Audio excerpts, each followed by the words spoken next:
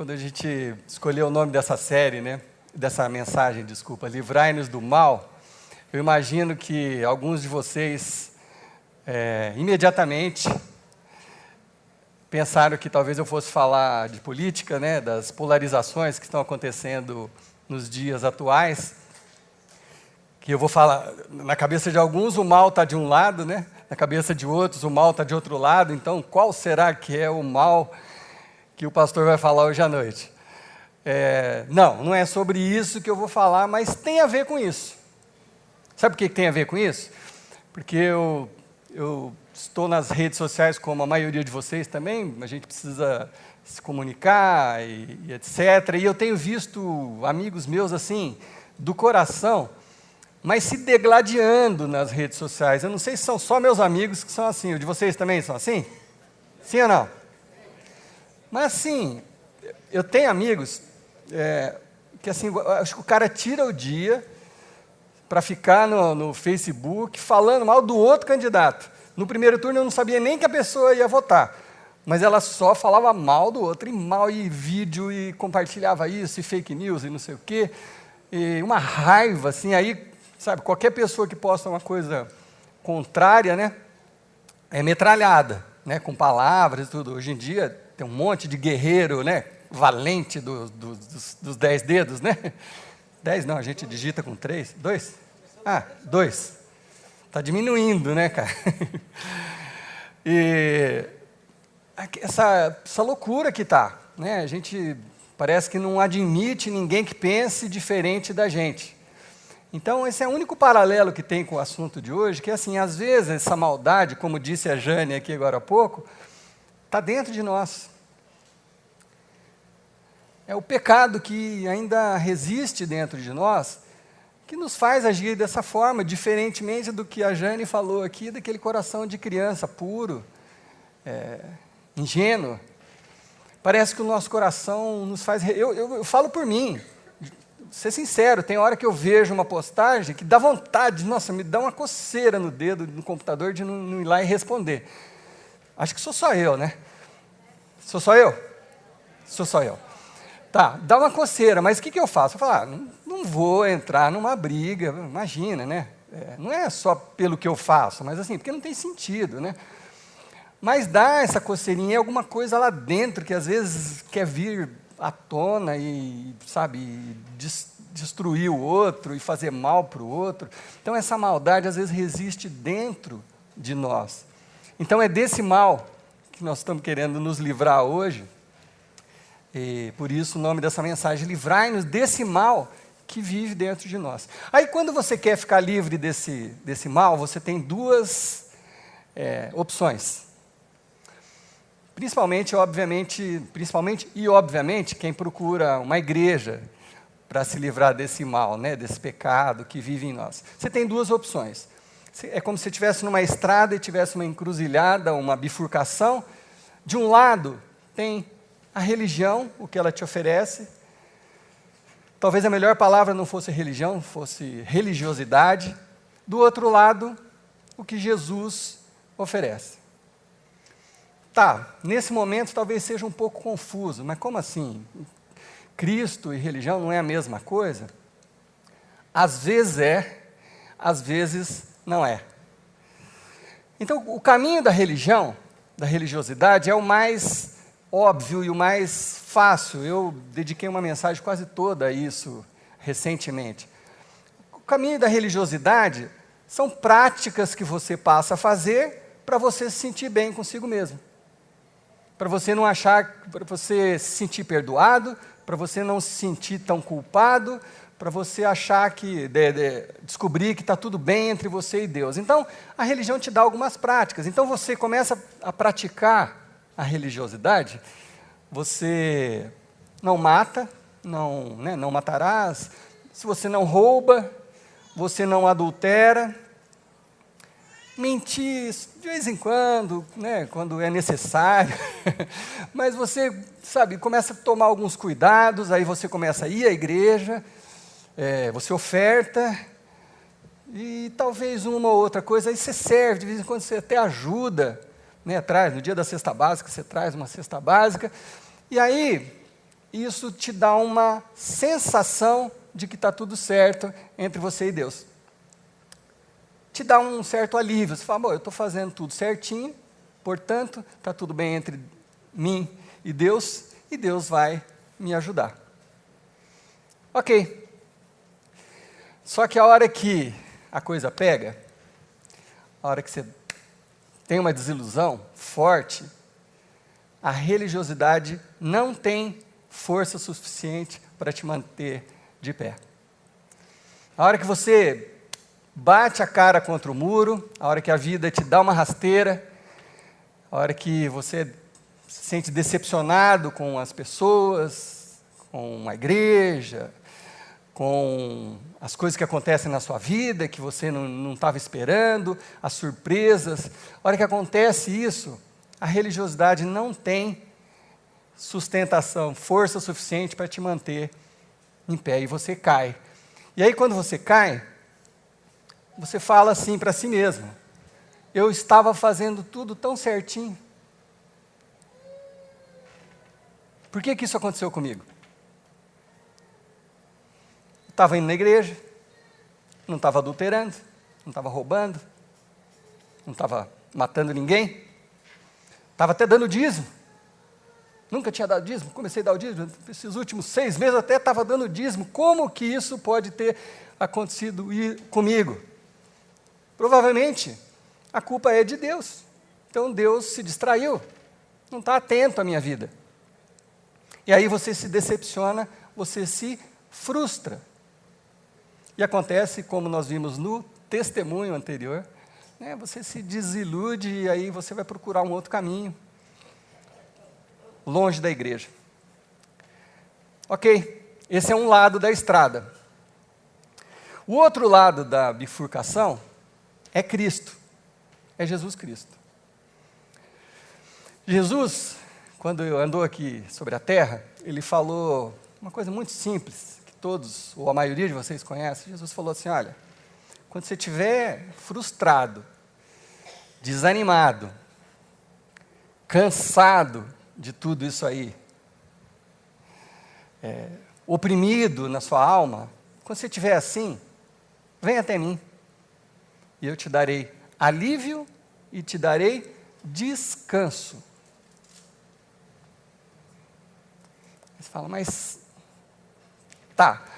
como? O que Jesus quer dizer com isso? Como que ele faz isso? Não levanta a mão, mas tem alguém aqui hoje que está cansado, já está com o saco cheio, está frustrado, está querendo entregar os pontos, está desanimado? Essa mensagem é para você, é para você. Jesus está falando assim, você está nessa situação? Venha a mim, que eu te darei alívio, te darei descanso, paz. Você vai encontrar em Jesus, e não na religião, na religiosidade, em Jesus, Jesus Cristo, você vai achar o descanso que você precisa. Mas como? Paulo diz lá em Filipenses, seja a sua atitude a mesma de Cristo. Ainda está difícil. Ainda está difícil. O que será que Paulo quer dizer com isso? Que para a gente encontrar isso, a gente precisa agir como Jesus agia. Voltando ao que a Jane falou, resgatar esse coração de criança. Né? Ter esse coração puro de novo. Mas como que a gente vai ter esse coração puro?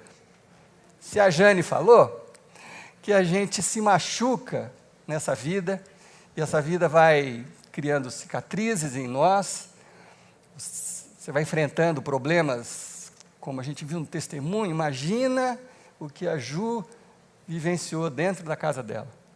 Quando você se depara com esse tipo de coisa, como que você vai continuar tendo um coração de criança? Como que você vai resgatar esse coração de criança se você está tão recortado pelas aflições dessa vida? Você está cheio de cicatrizes.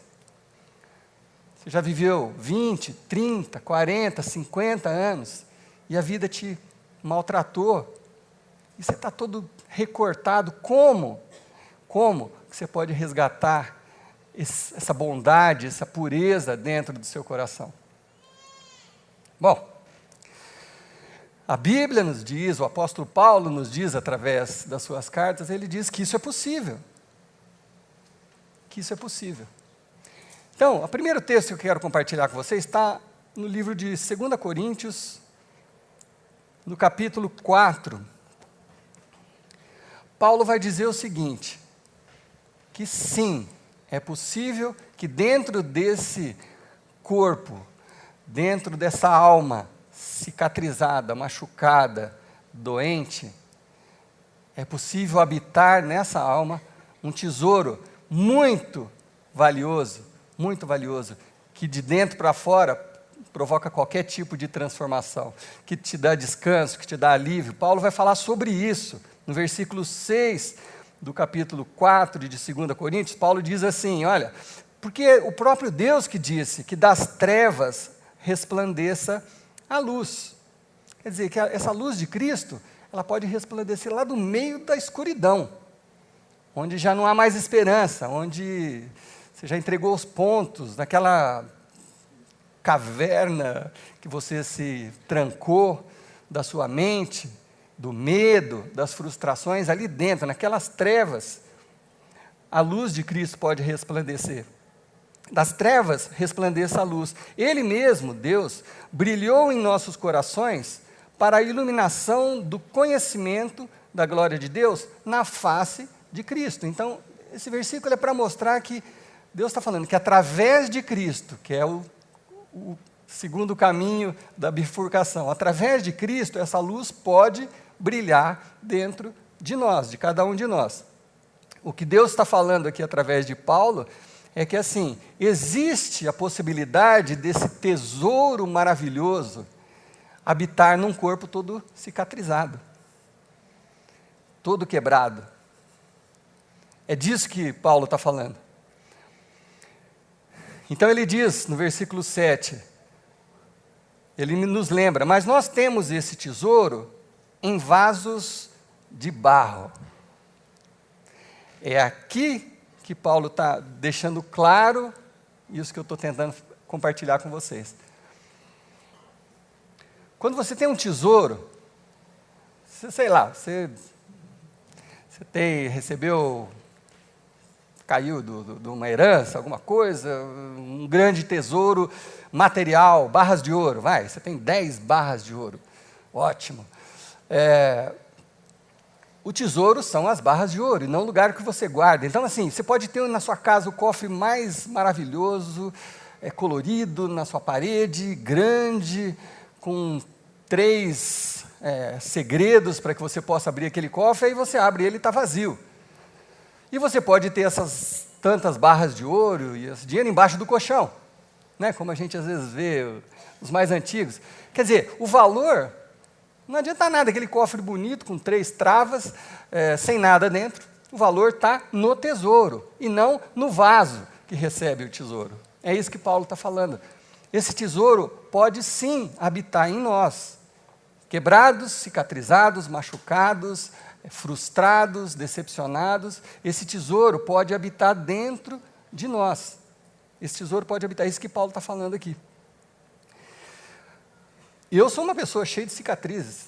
Eu já vivi bastante, já sofri muito, já apanhei muito da vida. Eu sou um cara cheio de cicatrizes. Até algumas físicas também. Mas eu sou um cara cheio de cicatrizes. Deus está falando que em mim esse tesouro pode habitar. Assim como em todos vocês, todos. Seja quem for você que está aqui hoje, ou que vai estar assistindo essa mensagem depois, na internet, seja quem for você. Esse tesouro pode habitar dentro de você, é isso que Paulo está falando aqui. E ele acrescenta o seguinte, então temos esse vaso de barro para mostrar que esse poder, que a tudo excede, esse superpoder de Deus, esse poder provém de Deus e não de nós.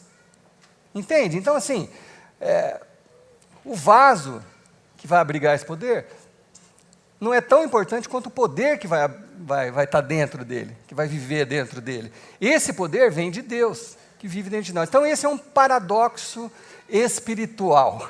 Esse é um paradoxo que separa a religiosidade de Jesus Cristo. Aparentemente, segundo Jesus Cristo, quanto mais capenga o vaso, mais tesouro ele consegue receber. Isso é um paradoxo, né? Porque a tendência é você falar assim, pô, mas eu estou bonitinho na fita, né? Estou indo na igreja, né? Parei isso, parei aquilo, deixei daquilo, pô, eu sou um vaso assim, bacaninha, né? Pô, eu quero receber esse tesouro, né? De Deus, assim, quero esse poder brilhando dentro de mim. Aparentemente, Paulo está falando assim, olha, o vaso não faz a menor diferença, é o tesouro que habita nesse vaso que faz toda a diferença. Então, às vezes, quando você começa a se achar, você fica orgulhoso, você atrapalha esse tesouro de habitar em você. Porque você começa a se achar, talvez você nem precise, você já é tão bom, você já é tão perfeitinho que você não precisa desse tesouro. Então é isso que mais ou menos a gente entende aqui. Parece que quanto mais capenga o vaso, mais tesouro ele pode receber.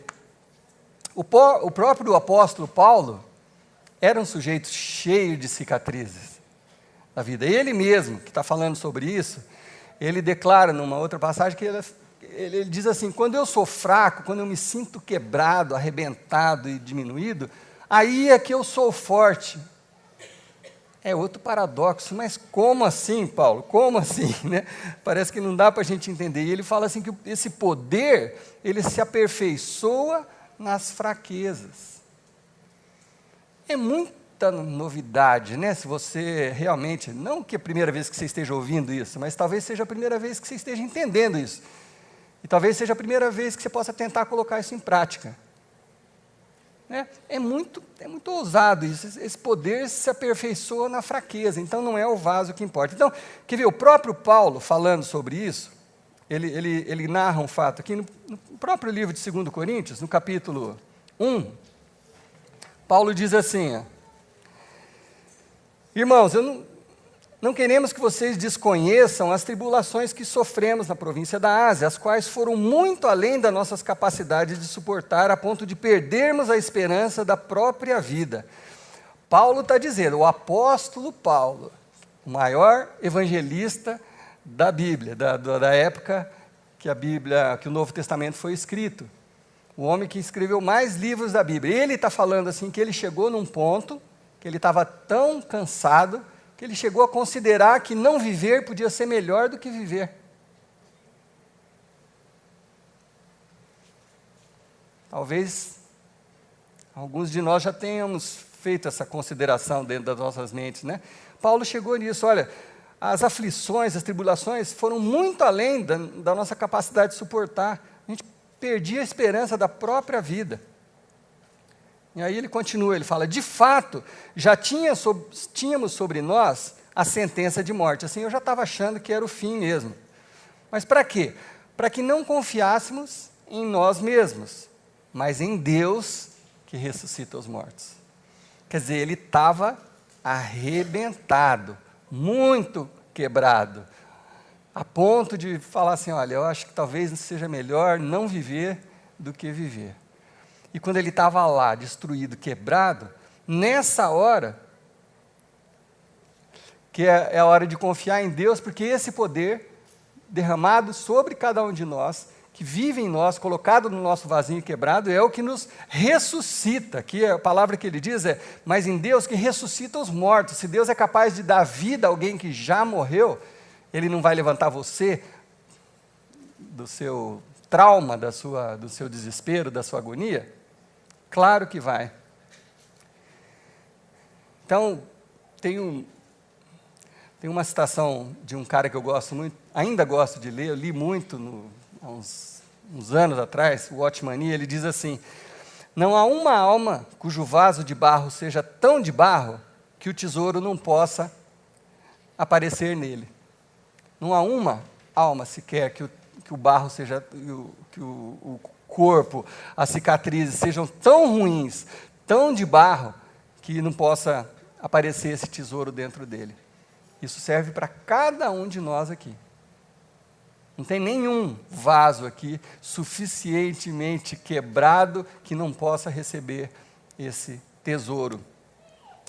Então, quando nós olhamos para nós e reconhecemos esse vaso de barro do qual nós somos feitos, nós abrimos espaço para que esse tesouro possa brilhar em e através de nós. Então, quando você olha para dentro de você e reconhece que o vaso é de barro,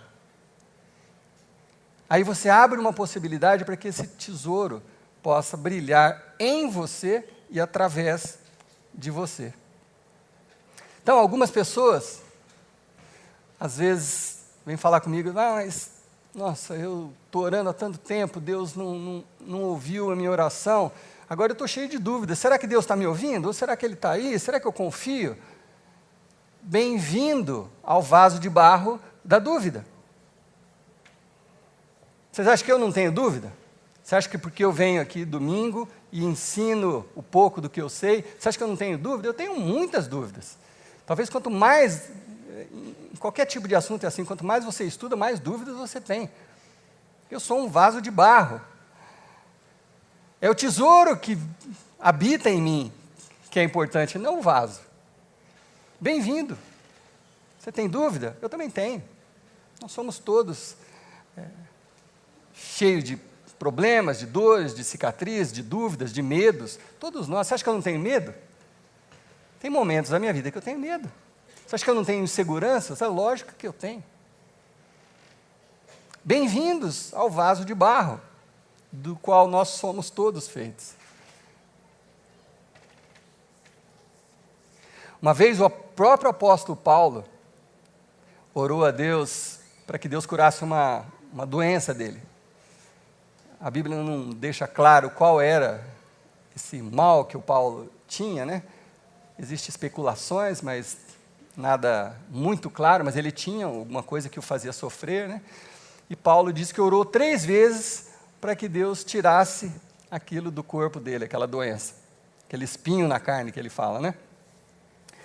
E Deus respondeu assim para Paulo, que ele não ia tirar aquilo, e ele diz assim, a minha graça te basta, porque o poder se aperfeiçoa na fraqueza. Deus estava dizendo assim para Paulo, talvez, Paulo, se eu tirar de você esse problema, você vai ficar tão orgulhosinho, né? Você já é um cara famoso, você já é o maior evangelista do Novo Testamento, quem sabe, se eu tirar esse espinho na sua carne, você pode ficar orgulhosinho e pode estragar tudo. Então não se preocupe com isso, olha só, não se preocupe com isso. Você tem algumas incapacidades, você tem algumas fraquezas, você não se acha inteligente o suficiente, sábio o suficiente, preparado o suficiente. Não se preocupe com isso, porque esse poder se aperfeiçoa na fraqueza. Uau! Só eu que acho legal isso? Vocês acham? Não é demais isso, gente? Sim ou não? Sim, é demais isso aqui, é demais. Então, o viver cristão não é a remoção da fraqueza. Atenção, o viver cristão não é a remoção da fraqueza, tampouco é meramente a manifestação do poder divino. O viver do cristão é a manifestação do poder divino na fraqueza humana. Isso é o viver cristão. Como que é seguir a Cristo? É a manifestação do poder divino na fraqueza humana. Não é a remoção da fraqueza. Ninguém vai sair daqui perfeito. Ninguém vai sair num domingo à noite aqui e falar, olha, agora eu atingi o nirvana espiritual bíblico. Agora eu estou acima do bem e do mal, agora eu sei o suficiente, agora eu sou o rei da cocada. Ninguém vai sair daqui assim. Nós temos em nós esse vaso de barro, mas o tesouro que Deus nos oferece é muito maior do que qualquer coisa, é inestimável, é de inestimável valor, imensurável valor. E esse tesouro é oferecido a você hoje, nessa noite. Você que entrou aqui quebradinho, esse tesouro é oferecido a você hoje à noite, está à sua disposição. À sua disposição. Todo aquele que está cansado, oprimido, desanimado, Jesus está falando, ó, eu tenho alívio para te dar, eu tenho descanso para te dar. Venha até mim, venha até mim. Esse tesouro promove a cura, traz descanso e traz paz. Então, o que fazer? O que fazer? Filipenses 2, 5, 15, eu falei lá no começo. O que fazer? Seja a atitude de vocês a mesma de Cristo. Como assim? O apóstolo Paulo está nos pedindo que imitemos a Cristo, que a gente seja imitador de Cristo.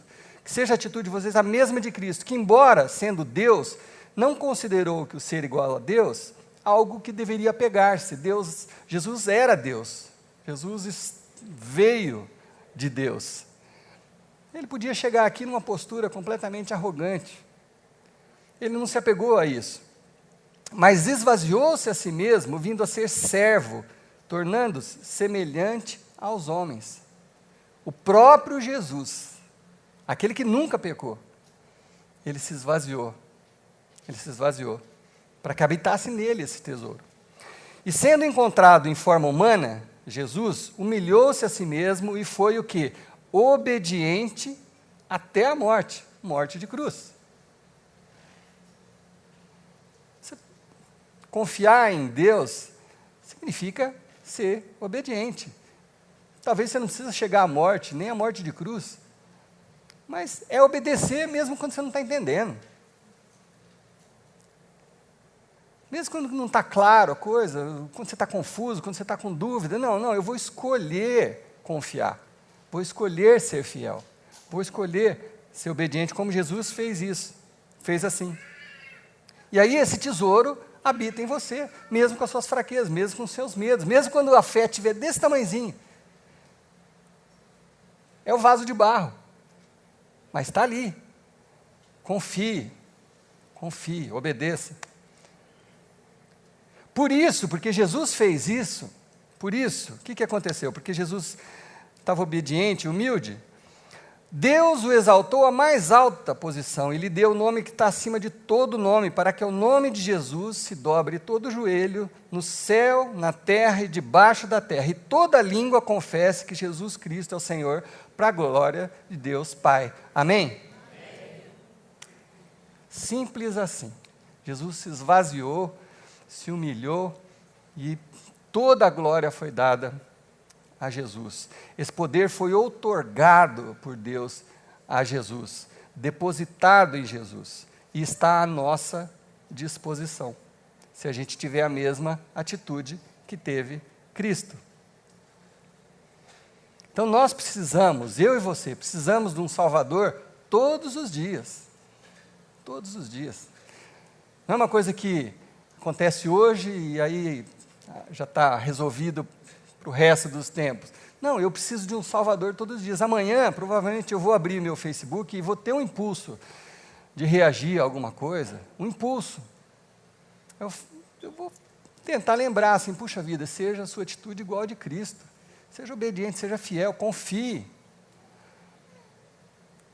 Você tem esses impulsos, essas coisas, isso é o vaso de barro, mas tem um tesouro aí dentro. Tem um tesouro aí dentro, que pode transformar o seu coração num coração de criança. É o tesouro que é depositado dentro de nós. Jesus fez isso na ceia, ele compartilhou o corpo dele, ele falou, a partir de agora eu estou indo, né? Quando ele juntou os seus discípulos, ele falou assim, mas esse pão aqui representa o meu corpo, o que está acontecendo aqui agora? O que vai acontecer em alguns minutos? Meu corpo vai ser compartilhado com vocês. Esse tesouro, que é Jesus, vai viver em você, em você, em você, em você. Isso há 2000 anos, mas Jesus falou a mesma coisa para todos nós. Aquele pessoalzinho que vai estar lá na capela, dia 14, hoje é 14, né? 14 de outubro, aquele pessoalzinho que vai estar lá na capela por volta de umas 8h30, 9 horas, esse meu corpo foi compartilhado por cada um deles também. Então esse tesouro, Jesus Cristo, passa a habitar dentro de nós, né? Então,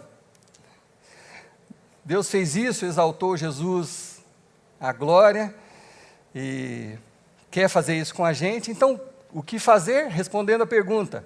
Assim, meus amados, ponham em ação a salvação de vocês. Vocês entenderam isso? Vocês fizeram a opção de confiar em Jesus Cristo como seu Salvador?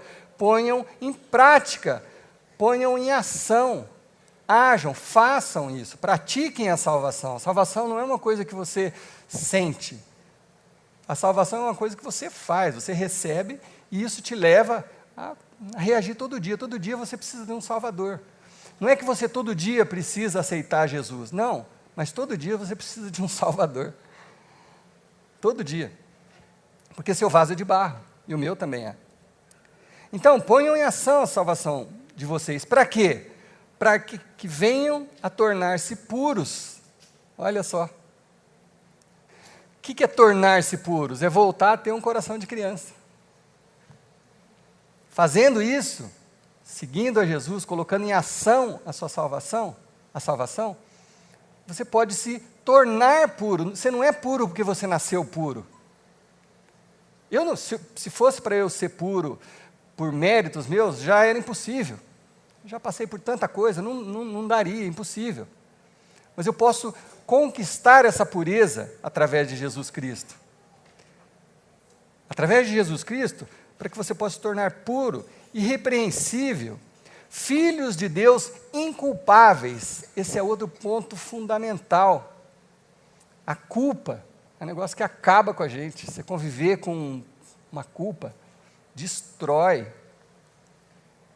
Através de Jesus, através do perdão de Deus, através de Jesus, você pode se sentir inculpável. Você pode se sentir perdoado. Essa é a melhor colocação. Você pode se sentir perdoado, você é perdoado do seu pecado. Imagina, é assim que você vai encontrar o descanso, o alívio. Amém? No meio do quê? De uma geração corrompida e depravada.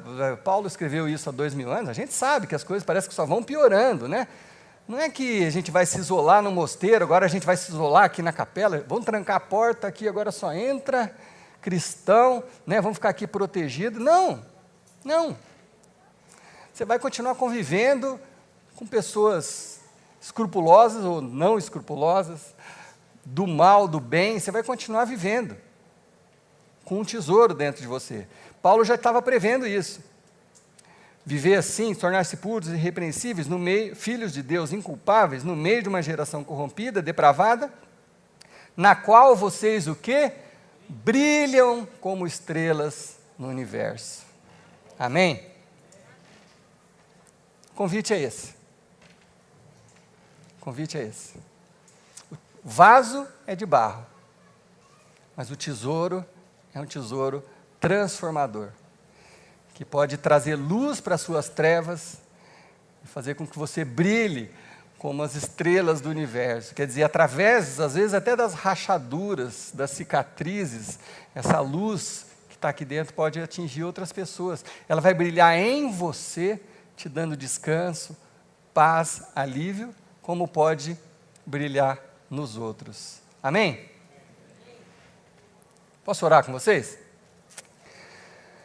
Deus, livrai-nos do mal que às vezes vive em nós. Ajude-nos a reconhecer o barro do qual nós fomos feitos, vasos imperfeitos que somos. Nos dá essa ciência, Deus. Mas que esse vaso abriga um tesouro inestimável, que a gente possa não entender isso apenas, viver isso, que essa tua luz brilhe dentro de nós, trazendo cura, trazendo restauração, perdão, tirando a culpa, tirando o medo, tirando a frustração, em nome de Jesus, para que assim, Senhor, a tua luz brilhe em nós e através de nós, que o mundo seja alcançado por essa verdade, que o mundo conheça ao Senhor e conheça o teu Filho amado Jesus, e que essa luz possa resplandecer na terra em nome de Jesus, para a glória do teu nome. Amém. Estou com as mãos levantadas para te louvar, pois destes tudo a mim, meu ser, a ti, ó Senhor, entrego o que sou.